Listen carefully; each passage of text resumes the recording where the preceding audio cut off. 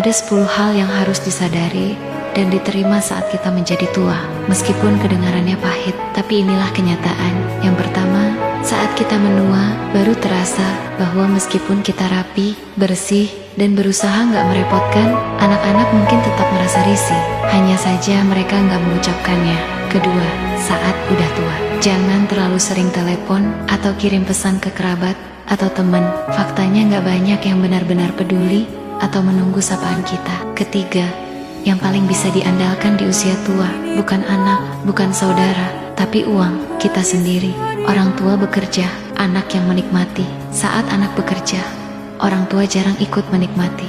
Pahit, tapi benar. Membesarkan anak adalah kewajiban, berharap anak jadi sandaran di hari tua adalah kesalahan. Keempat, ketika udah mulai sulit berjalan, barulah terlihat bahwa anak yang dulu kita sayangi sepenuh hati, kini fokusnya hanya pada keluarga kecilnya sendiri. Kita dulu mencintai mereka sepenuhnya, dan kini mereka mencintai anak-anaknya dengan cara yang sama. Kelima, saat udah tua, kita sadar anak sebenarnya gak membutuhkan kita. Yang mereka butuhkan adalah harta, jaminan, dan bantuan ekonomi. Kita bertahan-tahan melindungi mereka, tapi saat kita melemah, seringkali kita tertinggal sendirian. Keenam, udah tua, jangan banyak bicara. Saran terbaik sekalipun gak akan banyak didengar.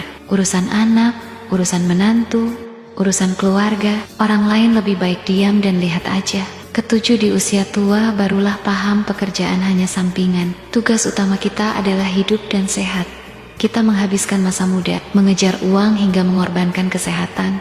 Lalu di masa tua, terpaksa menghabiskan uang untuk membeli kesehatan. Sayangnya nggak selalu berhasil. Kedelapan, akan terlihat jelas bahwa satu-satunya orang yang paling dekat di usia tua bukan anak, bukan saudara, tapi pasangan hidup. Orang yang tidur di ranjang yang sama, makan di meja yang sama, dan menemani di akhir usia, itulah yang paling setia. Pasangan bukan darah, namun di masa tua, dialah darah daging. Kesembilan, saat tua, kita sadar semua hal yang dulu kita dambakan. Ketika akhirnya didapat di usia senja, rasanya udah gak sama lagi.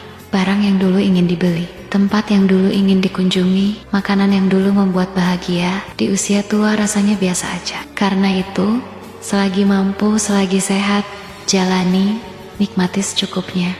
Kesepuluh, dan pada akhirnya, semua sampai pada satu hal yang paling mahal di dunia ini, hanyalah kesehatan. Dunia ini milik mereka yang sehat dan panjang umur. Kesehatan adalah tabungan. Kebahagiaan adalah bunganya. Jika tubuh sehat dan hati bahagia, barulah hidup benar-benar menjadi milik kita. Kesimpulan